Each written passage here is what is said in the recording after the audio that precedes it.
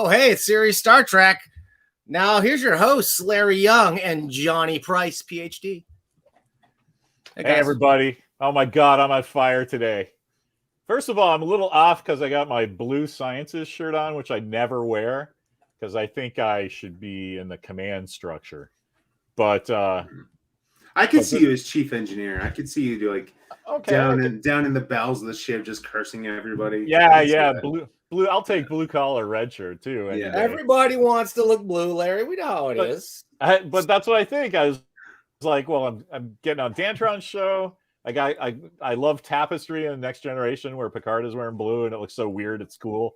So I'm like, okay, I'll go weird and cool today because I'm on fire about Star Trek fans and Star Wars fans and Peacemaker fans. And then I'm like, you know what? I'm really glad that I have to talk with you guys today and dig the show. Oh, look, Tony's here already. This is awesome. Like, so anyway, that ship looks, yeah. Thank you. Dantron, I don't think you get enough credit for all that work you do with the CG. That there's a new thing every week that that the pylon that says like spray painted Dantron on it. That's just like your detail is just exquisite. I don't know. I love it. And it's really my reference to the super obscure movie Turk 182. Did you ever see that? Yeah, Timothy Hutton. The graffiti. If you notice, it says Dantron 182 on the pylon. So I see. I'm so old that like I didn't think I should have to call out that joke, but yeah, of course. Who remembers that movie? Nobody does. Right.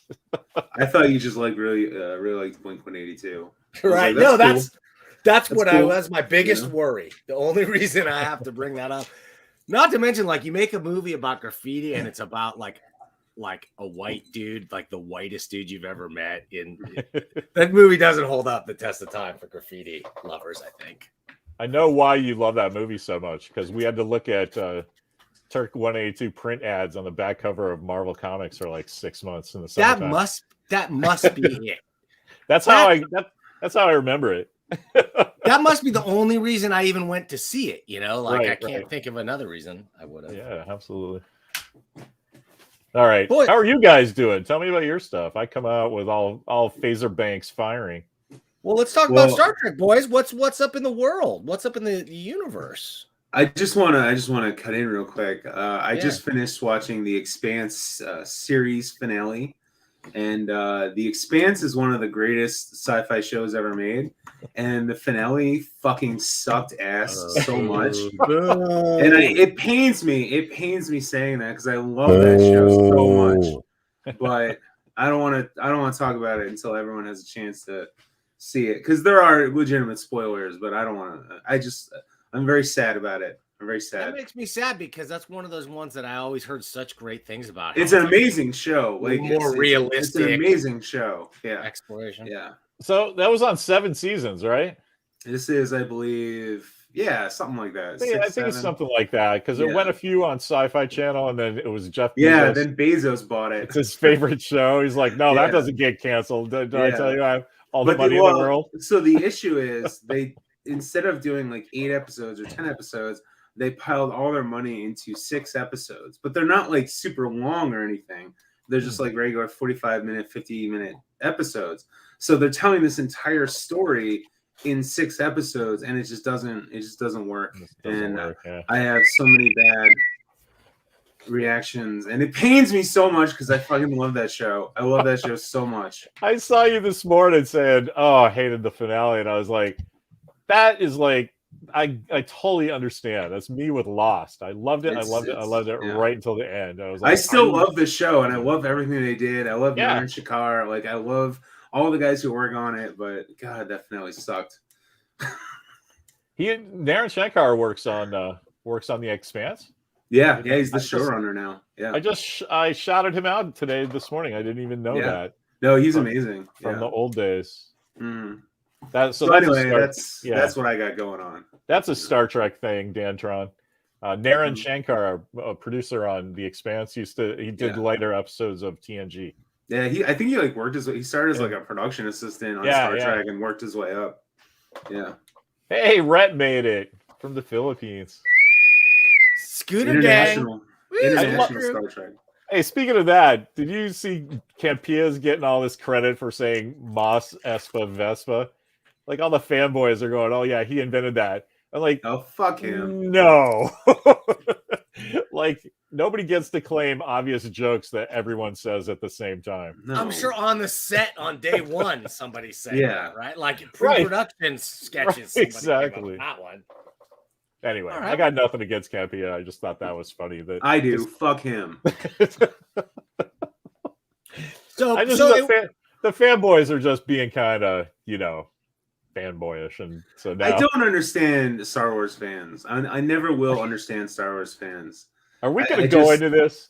Yeah, let's just fucking do it. There's no new Star Trek to talk about. The only thing we had to talk about is Prodigy, and I haven't watched Prodigy in like 3 months, so I don't give a shit. I watched the first 2 and I was like, that's not for me. I mean, good luck if fan pins or fan sets or whatever, if they do their insignia. I love the insignia. I'll get one of those, but I don't need to watch that show. Yeah. It seems to be popular though for its intended audience. I see people saying kids are digging it. I guess. That's good. It's a good thing. God, you need it to replace you. Even you, Johnny. You're a spring chicken, relative to, how the aging Star Trek fan base that's out there. Like of hardcore people who are really like Star Trek fans. We're aging out, Larry. I mean, there's a whole contingent of people I think that legitimately call themselves Star Trek fans, but actively dislike the original series. I can't tell you how much I hate that. If you dislike the original series, you can't be a Star Trek fan. Like, you can't. That's where it all comes from. So like, you can think, hey, get that. You can say, hey, some of the original series is problematic. Some of it doesn't age well. Like, you can say all that. That's fine. But you can't dislike the original series. It is Star Trek. Like, Star Trek is the original series. Yeah, for every fuck these Next Generation fans and the Picard worship bullshit. He's fucking bald. Who the fuck wants a bald captain? No offense, Larry. Yeah, I'm taking. Well, the other thing is, like, Riker's a pussy. Fuck Riker. I mean, Star Trek fans, like, if you call them, like, if you say going into like the original fans of both the original franchises, it's like, by the time, first of all, Star Wars coming way after Star Trek. So like anybody who was a Star Trek lover probably was way into the concept, if not Star Wars at the time, like when Star Wars came out. I think only Larry could really speak to that. Well, before I got into that, I was going to give you guys like some, just some credit, because I mean, we're all of us are Star Wars fans. All of us are Star Trek fans. Yes. So we're not really talking about Star Trek fans. We're talking about morons. And it's just not polite to say that. But given that, right, there are some Star Trek fans that concentrate on stuff that I think is weird, but that's just me. And some Star Wars fans do that and they get kind of angry. That's cool. But the biggest difference between Star Trek, all sci-fi fans went to see Star Wars when it came out. It was great.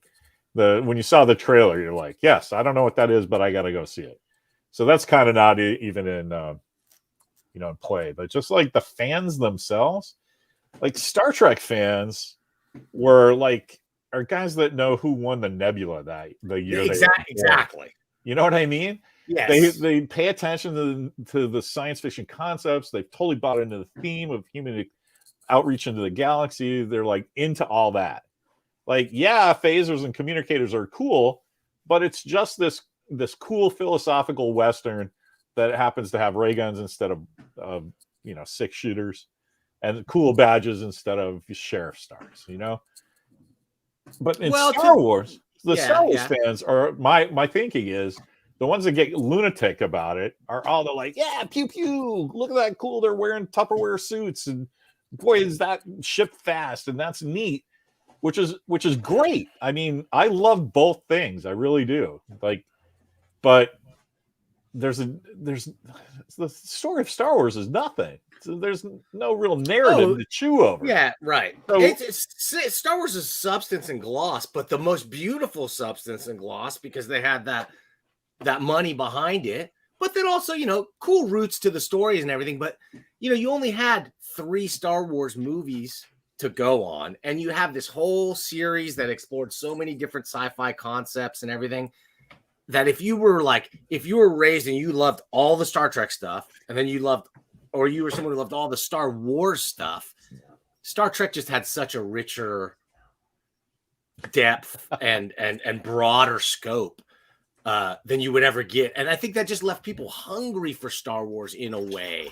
It was just like, it was so rarefied. There was so little of it out there that it was just like this holy thing. It was so amazing. Star Trek was on every day on TV somewhere, so it just affected like the audience's expectations, what they were looking for. They were looking for cinematic quality, like best level special effects, not killer writing. I agree. Hey, did you see? Love both? Look who showed up in the edge there. It's Qui-Gonzalez, our buddy Hector, who's like, where do we go to whine about the go-go power wash? Which is so funny. You're in the right place, Gons. Yeah, Hector. He's funny. He told me to be more clear today on Facebook, and I was like, why you, Ayana? Right. I think this is right. It comes down to Facebook user. I love your name. I love your handle. Just kidding. You got to log in to get your real handle in there. But the reason he loves it is because of the best writing. Like, you can name the great writers who worked on Star Trek and the episode, or at least I know you guys can. And where with Star Wars, it's like, yeah, Empire was really good, was really well written, but like. Well, so Star Wars is a fairy tale, right? George Lucas is very upfront about the fact that he just stole the idea of the hero's journey, right? And he kind of got it wrong, but that's a whole other situation. So it's not meant to be. I mean, it's literally just good versus evil, like black versus white. Like, it's not meant to be. I'm getting mauled by a dog. It's not meant to be philosophical. It's not meant to be, thought-provoking or anything. It's literally good versus evil, right? So, I think it's got some things to say about. Yeah. And well, you can take the kind of classical spiritual good versus evil parts of it, and people have done really good jobs in fleshing that idea out. George Lucas hasn't, but other people have, and but like it. That's why I agree. Well, that's why I think that's right. Except Empire had the best writing and had the most depth. Yoda, yeah, George Lucas didn't. And Yoda. This is what I'm saying. That's the difference. Is you had a great writer on Empire that added a lot of emotional depth and spiritual depth to it. Mm-hmm. To what was just George Lucas didn't really care that much. He was more into like, I don't know. You saw what he was into when you saw the prequels come out, because it was all about intergalactic Senate and the and technically nobody cared about. I mean, the technical innovations are amazing. Like Star Wars literally invented ILM. Yes. Yeah. I mean, he literally invented filming green screen movies. I mean, like technically that's all great. The story is intentionally not complicated. The story is just good versus evil, and guess what? Good wins. So everyone who's mad that she's a fucking Skywalker, get over it. Right. They just haven't been paying attention since they were. Now you have Filoni and Favreau who are like, hey, this is a Western. Like, literally, it's a Western. We have our Ronin samurai, wandering the desert. Let's tell fucking Westerns. Dude, The Mandalorian is literally it's a series of Western movies. Like, that's all it is. It's amazing. So now you have Boba Fett, where again you're telling a very typical Western, capital W Western story. I know the criticism dances with wolves, but like now they're all bitching that there's a fucking Western. Well, what the fuck do you think Star Wars is, man? It's a fucking Western in space. Oh man, I really think I was just gonna say I love Price gets fired up, so it just drives me fucking nuts. I can kind of take a break from my righteous anger about this. They're like, oh, he's got it covered. I'm gonna get some more. The technology doesn't match up. Well, fuck you. You don't know what the technology is. It's a galaxy far, far away. Yeah, that whole like I don't get what people are complaining about. It's a Boba Fett story. That's cool. They're like, well, it's not the Boba Fett story I want. Well, I don't want a coloring book that you have to color inside the lines that was already done in 1983. That's right? The thing. Yeah. Give me some new shit. First of all, Boba Fett is not a real character. Okay? It's not. He's not a character costume. At all. He's a costume, right? Literally. So I'm sorry that all you fucking fanboys have spent the last 4 years jerking off to a costume. But now they're giving Larry, him get your helmet out. Story. They're giving him an actual story, and it's a pretty good story. And guess what? It's going somewhere. It's very clearly going somewhere. They're fleshing out the little universe there. Like they're not repeating fucking episode 4 like everyone bitched about the Force Awakens. Like what the fuck is wrong with you people? Well, I think that they are definitely going in that Western direction. This is A Man Called Horse, like shades of that. But I think what they're really doing is they're addressing Boba Fett. I'm going to argue with you a little bit here, Johnny, because Boba Fett, despite having 4 lines or whatever, his character was very well established with every one of those lines. He was a mercenary, and it was all about the money. That's all we knew about Boba Fett. No disintegrations. So this new Boba Fett that we see is different, and this is telling the story of how he became that. And that's where I think people are like they're trying to add some character growth to this guy who was very two-dimensional. He had only one aspect. He was mercenary, but like, how can that as a person, how can you grow past that? And I think they're doing a pretty good job of showing he just had time in the desert altering experience. Right. He was just in the fucking Sarlacc pit being digested over 1,000 years. And he, spoiler, gets out of it. Or 10 and now, minutes. like, guess what? Of course he's gonna see life in a different, like, what is wrong with you people? Do you know have you ever read a goddamn short story? I look at these guys and I'm like, do you have a mom or dad? It's like you don't even have to know how to read. At some point, the cool guy has a midlife crisis and figures out the rest of his life. That's like a narrative. Yeah, right. No, totally. In life. So Price is right. What's going to cause that, even if you aren't heading that way? Oh, shit, I could have been digested for 1,000 years. Good thing I shot my way out.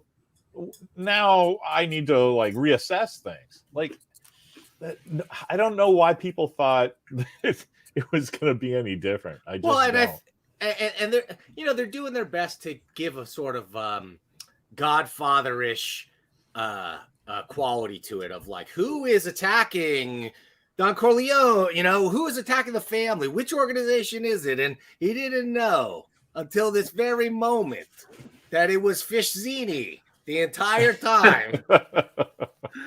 Right. And I love the way they brought the Pike story in together. Now we only now see who the real enemy is. And now they can start moving it forward. He's built the core of his organization. He's got a Rancor. He's got a Wookiee. That's, that's good stuff to have. And he's got Danny Trejo in there. That alone added quite a bit for me in this episode. I love the way they treat the Rancor as a serious pet. And that was very much in line with what we saw, how the trainer was crying at the end of Return of the Jedi when the Rancor is like they get an emotional bond and an attachment to these things. It made me like that even more. Like Filoni's great for that taking something throwaway or a joke and turning it into something awesome. Like, okay, the big monster dies and the fat guy cries. That's almost a joke, right? But now you think about it and it's like, that poor fucking guy. His friend, his baby that he raised this whole time, It's like it's got resonance now. And I think that's what Star Wars fans are getting mad about, right? It's like, where's my Star Wars fans? Hold on. We have to clarify, because as we said earlier, not all Star Wars fans, right? We're talking about the very online, typically young, typically kind of uneducated in terms of like cultural devices. These are very uneducated people. They don't understand what they're seeing is good. So, like, that's it exactly. Because what they're used to is looking at Wikipedia and being like, oh, here's the entire backstory of this stupid person, blah, blah, blah. What they're actually seeing is the development of a story. And that doesn't compute because their brains haven't been wired that way. They don't understand what super insightful are, right? Because they grew up with the goddamn prequels, which were awful at fucking storytelling. George Lucas is the worst Star Wars fan. Yeah. He's the worst. The guy ruined Star Wars.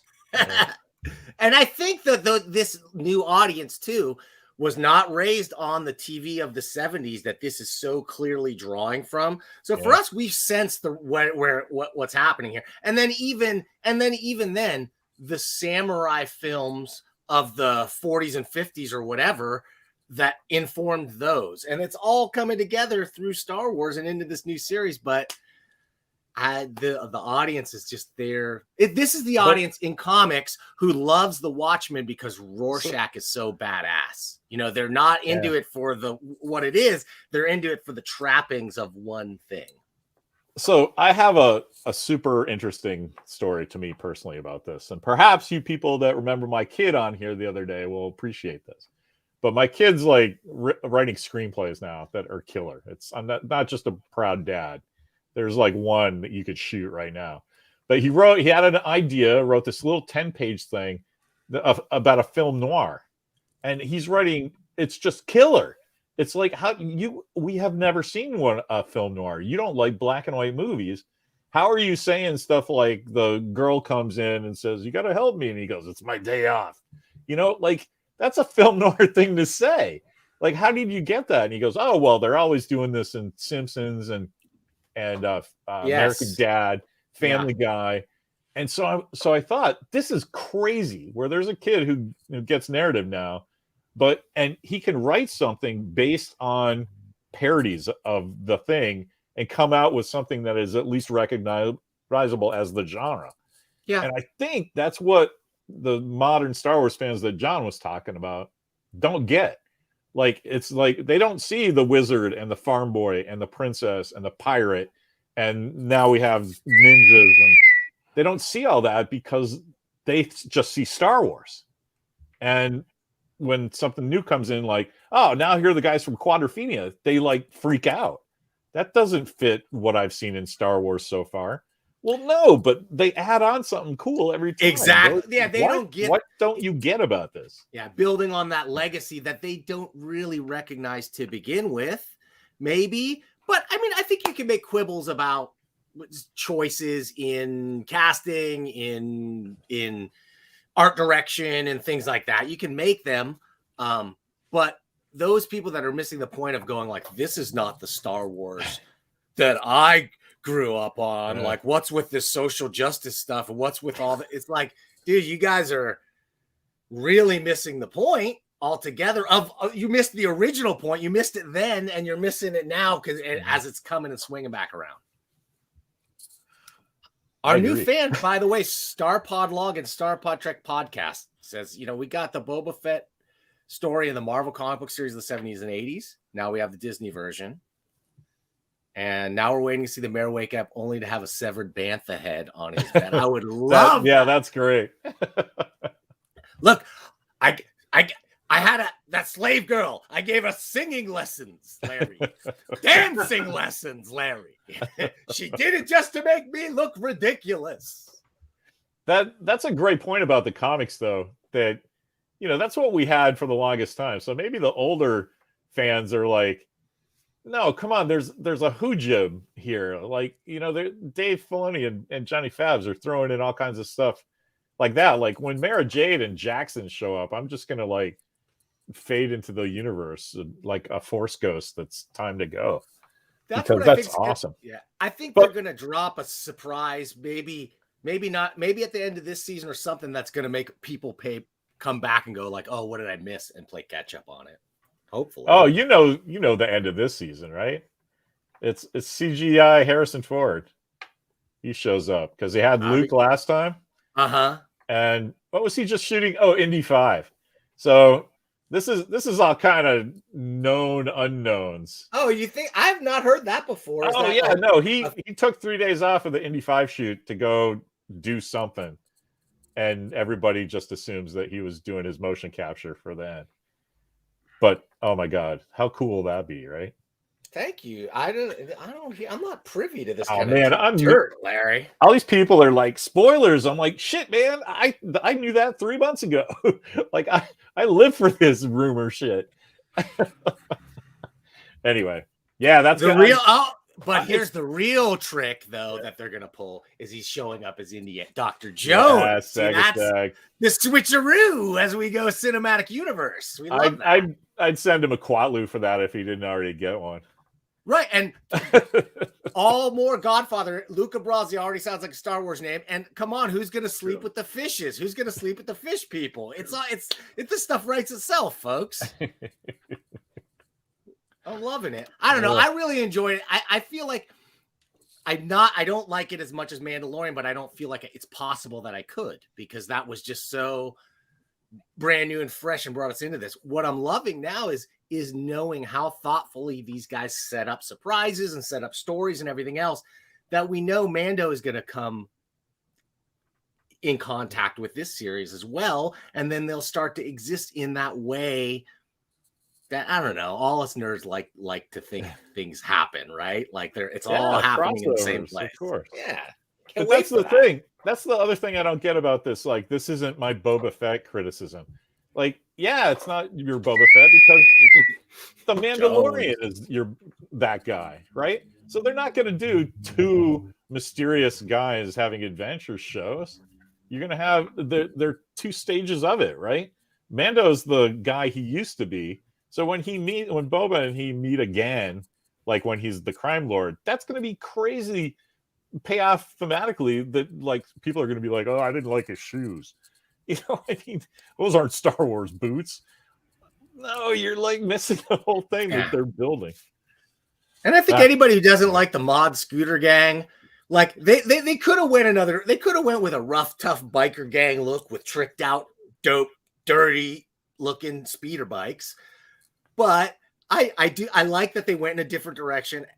But we get that cool new dark Wookiee, and we're gonna have some Rancor riding, Rancor rodeo action as you like it. I can't wait for that.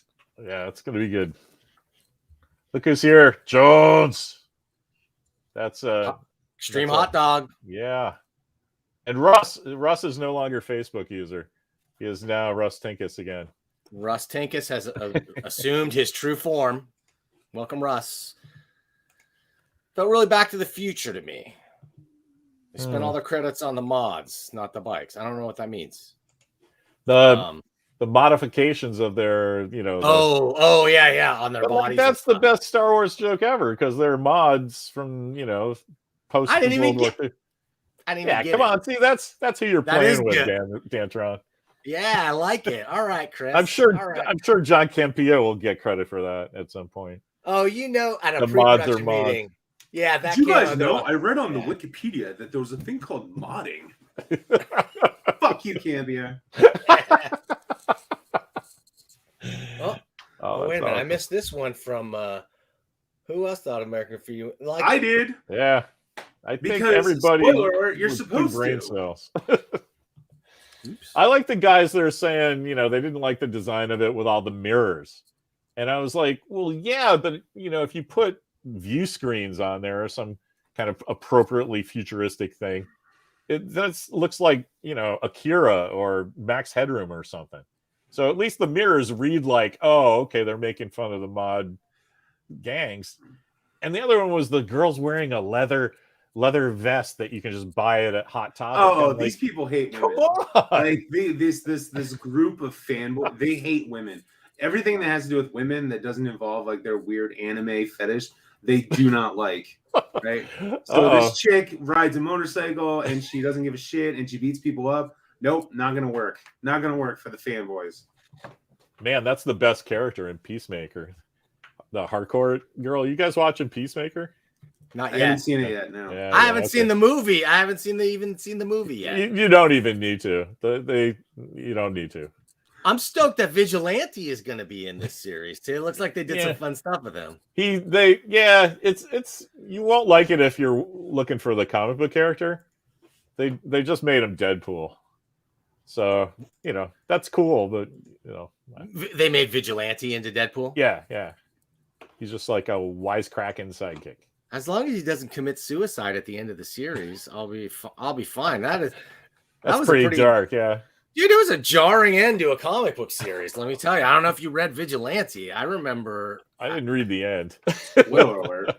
He kills himself. He shoots himself in the head at the end of the series. Yeah, that's pretty dark. Terrible. Then again, maybe they can make that fun. It's 2021. Maybe they can. Can we all agree that Book of Boba Fett is still thousands of times better than Star Trek Discovery? I haven't done the math, but I'll agree with that statement. I agree with its general. It's thousands. And I'm going to give a super quat for that, just for because we haven't done it yet, folks. Remember, bring your super chats and you can get these incredible 3D graphics. I'm just throwing them around like candy. Tony agrees that Book of Boba Fett is I love that. Tony agrees. Yeah. Yeah. So Star Trek. Guys, are we gonna go back and do some old stuff again? Like, what's next on our Star Trek agenda? I mean, if we don't have new stuff that you guys are even into, do we delve back into canon? I'm thinking, sure. Yeah, why not? What else you got? I mean, do it right now. It's just my pause there was just. I remember last time the 21st century copyright police had something to say about how it's going to work. So. Well, I messed up by streaming too much, too long. I made a couple of errors on that deal. I got my first big warning from the algorithm gods. They're like, "This is your last chance, dude." Uh-oh. Like, not a strike, but this is I got the one thing. Oh, you got the big one. I got the big warning. So they watch the live stuff, but that doesn't mean I have been eagerly searching for stuff that does get through the algorithm guys. So I've got another special clip today. We can even look at it right now if you guys want. It's pretty fun. I think you'll enjoy it. Yes, please. Check it out.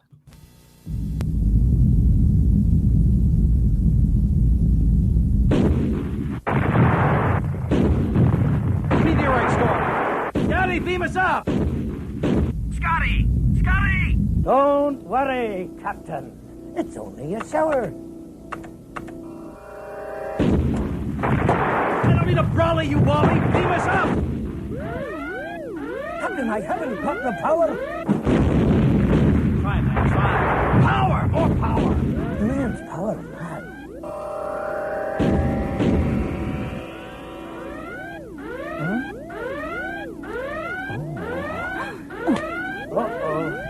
Start again. Well, he certainly hasn't got the power. Good afternoon. But you could have national power and power gen. To register for a prospectus in the generating company's share offers, call 0272 272 272. Yes, there it please. is, fellas. That was awesome. So that's when you've got mega bucks. Not just that you can license Star Trek, but that you could get Doohan and Shatner to do the same thing. But I'm sure it was easier because they never had to appear at the same time in the same studio. I don't even know how they shot that. There's TNG sets. There's like practical stuff. That was bizarre. The boot swap, the body swapping, the different uniforms. I don't even know what I just saw, but I love that it ended with "I got the power." Totally. Come on. To license that, to do those special effects, to get Shatner and Doohan big money. That was awesome. All right. Where'd you find that? I got my sources, Larry. I can't give those up. I go out looking for the weirdest of the weird, and then I fly them one time through the algorithm to see if they'll fly. So we're not going to get demonetized for that. We'll be okay. Well, obviously like some kind of British PSA. So I mean, who are you harming by showing that again from like 25 years ago? You know, the BBC is the worst about that stuff. They are really terrible. Well, because their stuff is all taxpayer license funded. Right. So, right. So if they're like, no, you didn't pay your tax, you can't watch our stuff. They make, well, plus they're protecting, the people who do, right? I kind of get that. It's weird, but that's why we revolted, right? Hey, we got to screw you, King George. Fucking old world. And Larry, this is a good one for you too. Why do you think there are no comic book tie-ins to current Trek? We got all the Discovery miniseries when they came out, but nothing new. Nobody guess buys is comic books. That's at the root of it. Price jumped in front of me. I was going to say that. My guess would be that the cost to license outweighs how many you will sell in the direct market without pulling a lot of shenanigans, and that it's just not that profitable, or more people would do it. I think that's exactly it. It's like absent any kind of like weirdness that you can't guess at. I think that's exactly it. It's too much to license, and not, the whole thing about licensed books too that people don't know that whoever has it, I think IDW has the Star Trek license now. I believe so. Yeah. There's somebody over there that has to deal with CBS Viacom. So they can't just do it's a 3-month process to do a comic from idea to buy it in the store. That's the fastest you can do it. But you add on so much time because now you have to send the book to the licensor so they approve all the likenesses, and that takes however long it takes. They give you the heads up, and you've just added a month or 2 or maybe 3 to a process that shouldn't. You've tied up all that money so long. So I figured all this out because that old British show UFO. That was the only show that I was interested in doing a license of. But it's so I've explored the whole thing, and I'm like, I don't even get why big corporations do this. You're just adding on more money for no reason. It's costing you more to produce the thing for no value. Yeah, I think licensed comics. I'm gonna be, by the way, or my pink cousin Dantron is gonna be interviewing Mike Richardson of Dark Horse Comics, right? Like the king of licensed comics. Really. Yeah.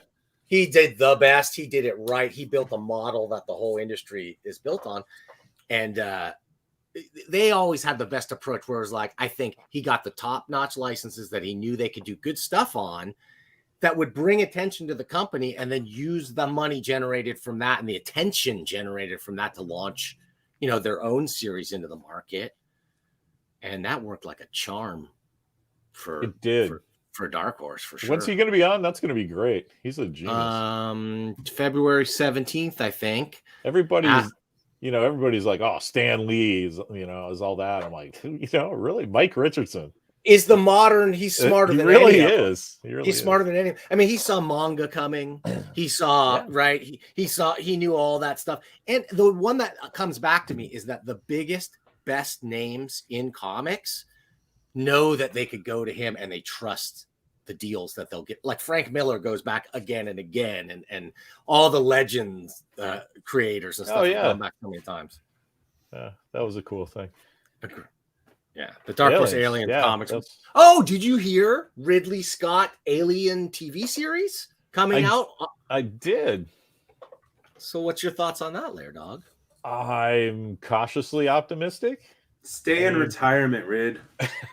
That's the retire. What retirement? He's churning out more stuff than ever. I know, it's awful. I didn't see it. I haven't seen him. I'm with Price on 50-50, but lately the stuff has not been good. But you never know. Like what's he doing? Is he just putting his name on it? Then that's fine. Everybody gets excited. Ridley Scott's working on something. And then they get Neil Blomkamp or somebody to really run it. That's fine. But if he's in his 80s, right? That's what I mean. I think he's like late 80s now, right? And did you? He was 79 like 10 years ago. Yeah, and did you know he storyboards all of his movies himself. Yeah, he does his own story. That blew my mind. I just learned that. I learned a bunch of stuff about that guy just today. That he did that. You know, James Cameron does that though. I didn't know that too. Yeah, I didn't know that. They're because they're comics guys. It only makes sense. They think visually, so you know. Yeah. And wait, here's how dumb I am, Larry. It just occurred to me yesterday rather, that the name Ripley is only one letter away from Ridley. Like I never even thought about that before. And of course. You mean like Luke S. in Luke Skywalker? And see, that's how stupid I fucking am. I never knew that. Excuse my language. Filoni does his own storyboards as well. Yeah, that makes sense. I believe it. And I believe animated. If you've seen interviews with the guy, his personality and everything, those mods, that's had to be Filoni. Like that had to be something he was so deeply into. Oh, maybe he's just a Who fan. Dave Filoni understands Star Wars better than possibly anyone else in the world. He's the guy, especially George Lucas. I agree. Dave Filoni's amazing. Any interview you can watch with Dave Filoni, I highly recommend it. Most of it will fly over the heads of these stupid idiot fanboys because what he's actually talking about is he's talking about folklore basically, and the way story structure evolves and the way oral stories have to be self-contained units because you're telling the story, you're not showing the story. So he's just a genius, in my opinion. That's why I think it's so successful, because Lucas had what you brought up before about the real technical innovation. That's all Jon Favreau. And so he and Filoni are just like, oh my, but plus, you know, obviously Johnny Favs understands. He knows story. That's everything about. I'm always surprised how many episodes he actually wrote. But he wrote like most of the Mandalorian.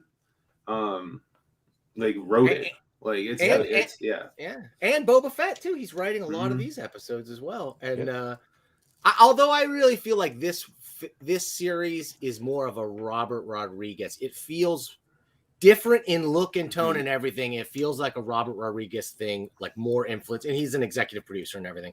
Just feels like he's more in control of it than it was in Mandalorian. It's fun to me. Yeah. There's worse people you can hand perfect space western to than Robert Rodriguez. Well, because he's perfect for this, because now it's TV with a much higher budget, where he was doing films at a much lower budget and using a lot of the similar technologies. So bringing it all to, like, this is the age where TV finally caught up to movies technologically and now can outpace them story-wise because they can tell a longer story. You know, like that's why the movies that come, we get a 3-hour Dune that ends on a nothing note. That's like not a complete satisfying. It was a good movie. I enjoyed it, but storytelling wise, it's not done yet until we see the next 3-hour epic. And then probably not even then. I'm glad I watched that in my house, because I would have been mad in the theater. Like it would have been a better experience, of course, but I would have been upset that it just stops. Yeah, there's not even an attempt to go see you on the next one. It just stops. So that's in my house, it's like, all right, I've just gone to the bathroom and made popcorn for like 3 years until the next bit comes out. Right? I feel like that whole movie is just Denis Villeneuve just like trolling the production company and just being like, oh, you want me to make Dune?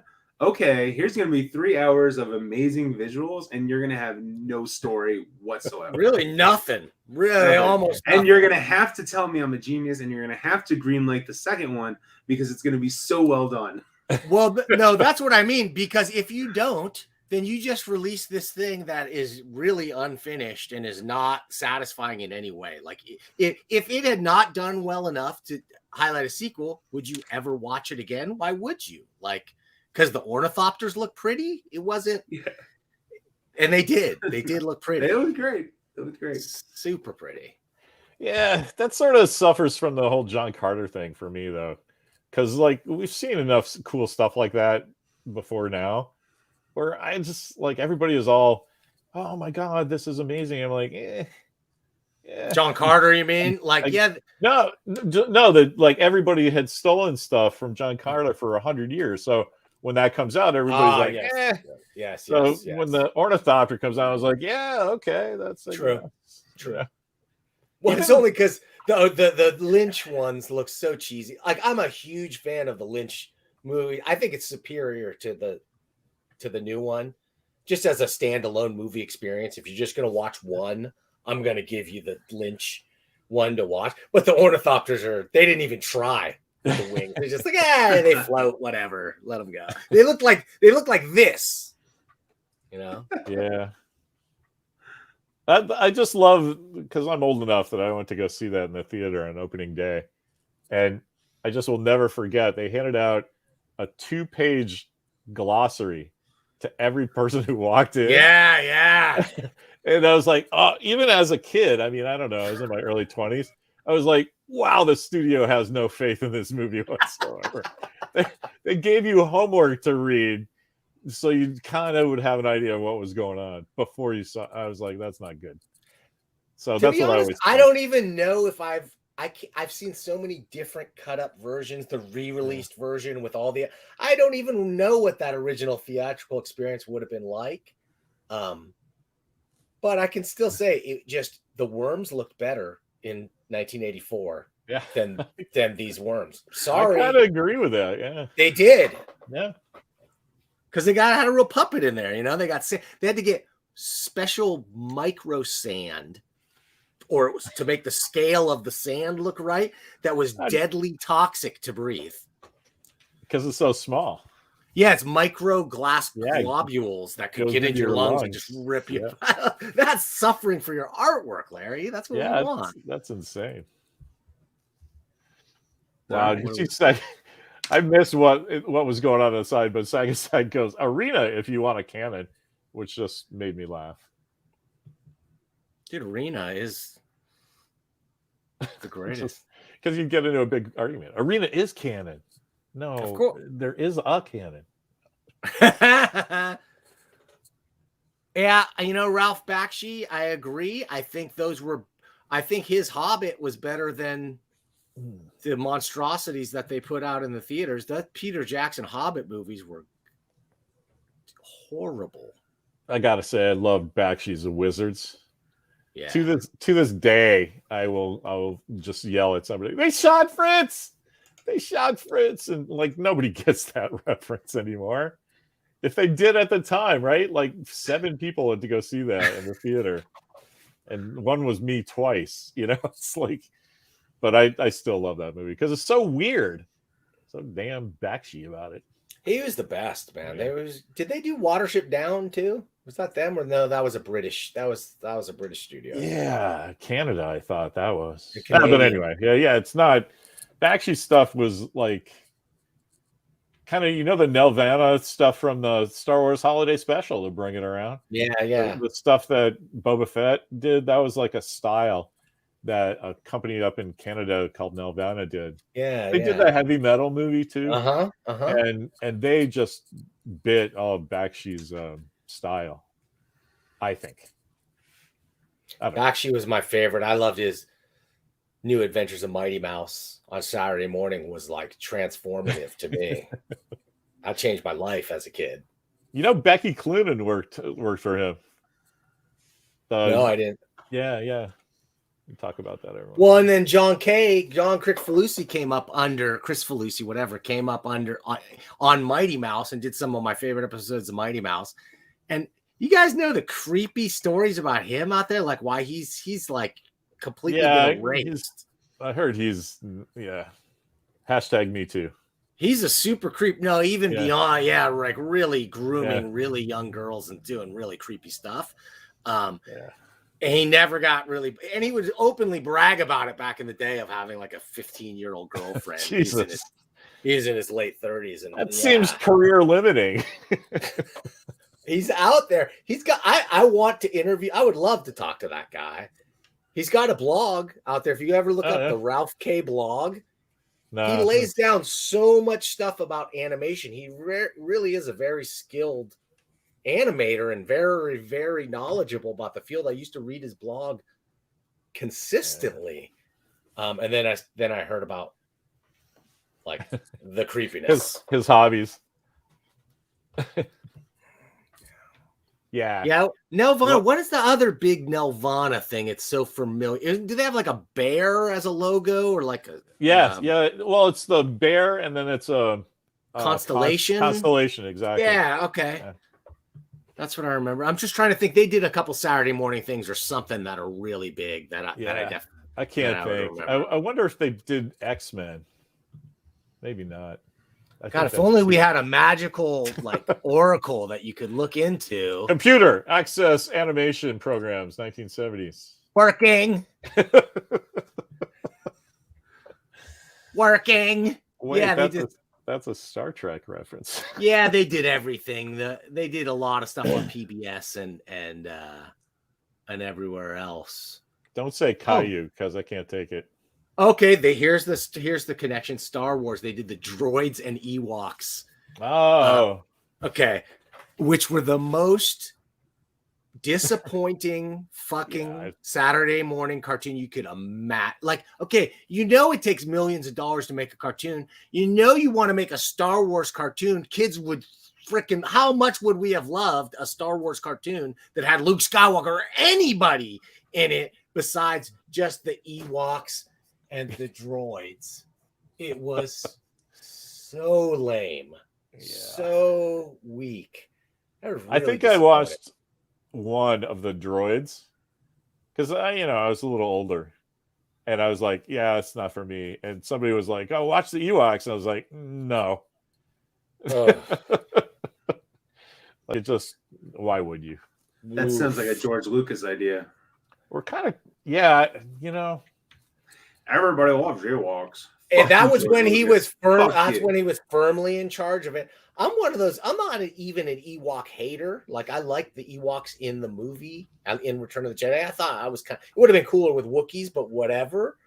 But dude, the movie, the Saturday morning cartoons, all we wanted was to see a freaking X-wing or something. A Death Star. Give me a shot of the Death Star. So nothing. They're just Care Bears wandering around in the forest. It was Sag says that Fett was in Droids, so that's cool. I have no reason to doubt his expertise in this. I was going to say, he probably watched it like a week ago. I must have lost. I mean, I must have checked out really early, I guess, because I couldn't. Yeah, that's. No, I don't think he was a. See, that's why I believe it even more. That kind of, you read something.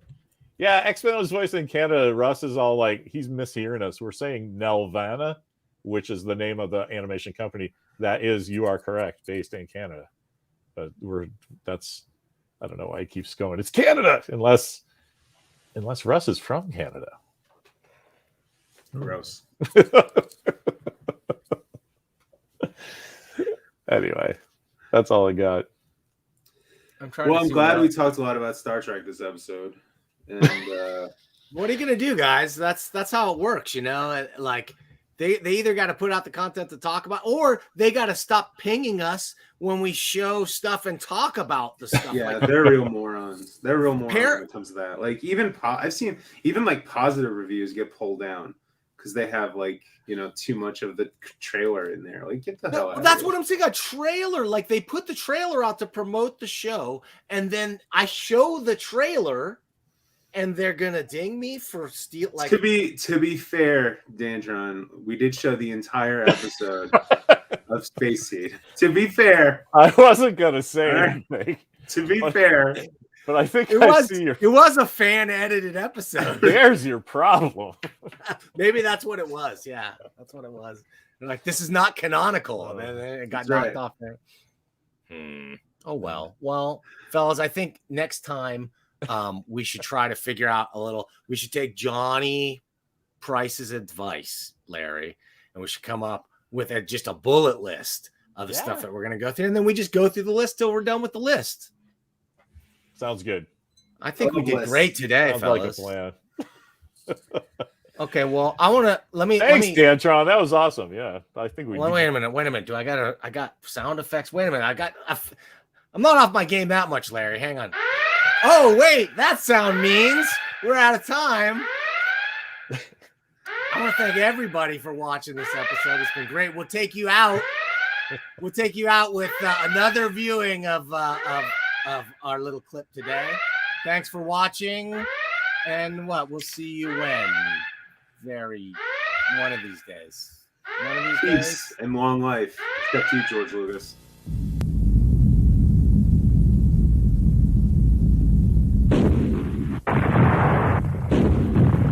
Meteorite storm. Scotty, beam us up.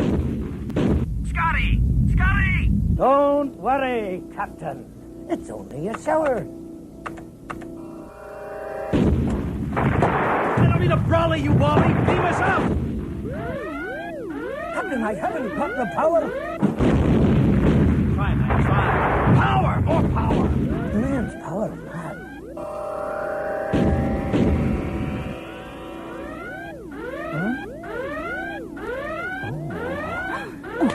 Uh-oh. Start again. Well, he certainly hasn't got the power. Good afternoon. But you could have national power and power gen. To register for a prospectus in the generating company's share offers, call 0272 272 272.